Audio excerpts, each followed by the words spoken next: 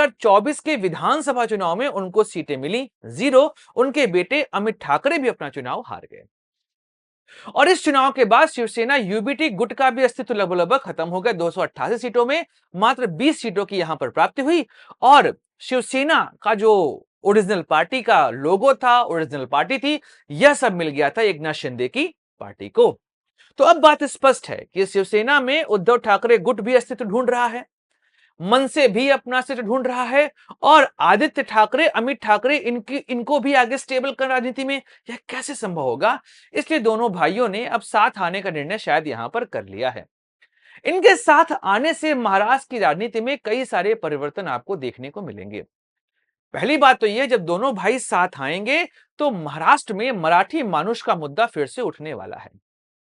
अगर आप शिवसेना की राजनीति को देखेंगे तो यह राजनीति पूरे तरीके से मराठी मानुष की और मराठी अस्मिता की राजनीति शुरू हुई थी। बाला साहब ठाकरे ने गुजरातियों के खिलाफ यह मूवमेंट शुरू किया था, जिसके बाद महाराष्ट्र का निर्माण हुआ था। आप महाराष्ट्र नवनिर्माण सेना को भी देखेंगे तो इनकी राजनीति भी एक तरीके से मराठी मानुष के मुद्दे पर ही चली है। एंटी हिंदी कॉन्सेप्ट जो है वो मनसे का कोर एजेंडा रहा है।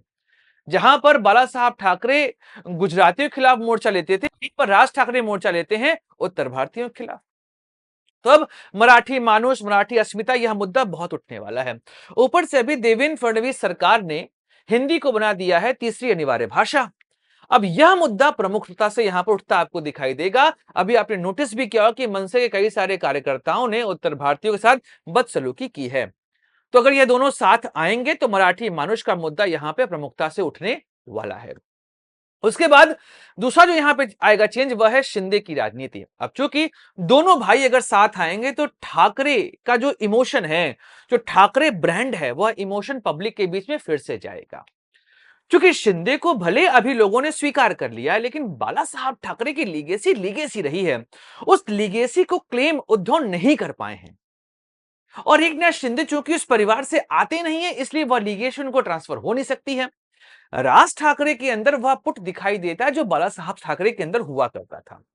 तो राज ठाकरे के साथ आने से ठाकरे बंधु अगर एक मंच पर आएंगे तो फिर वह जो इमोशनल अटैचमेंट है ठाकरे सरनेम का, वह लोगों के बीच में जाएगा। तो एकनाथ शिंदे की चिंता बढ़ सकती है अगर दोनों भाई एक मंच पर साथ आ गए। बीएमसी, यह तीसरा प्रमुख मुद्दा है। क्योंकि 2017 में जब बीएमसी का चुनाव हुआ था, उसमें शिवसेना अपने दम पर लड़ी थी और सबसे बड़ी पार्टी बनकर आई थी। मनसे को वहां पर कुछ खास नहीं मिला था, लेकिन कई ऐसी सीट हैं जहां पर उनका वोट बैंक सिग्निफिकेंट अमाउंट में है।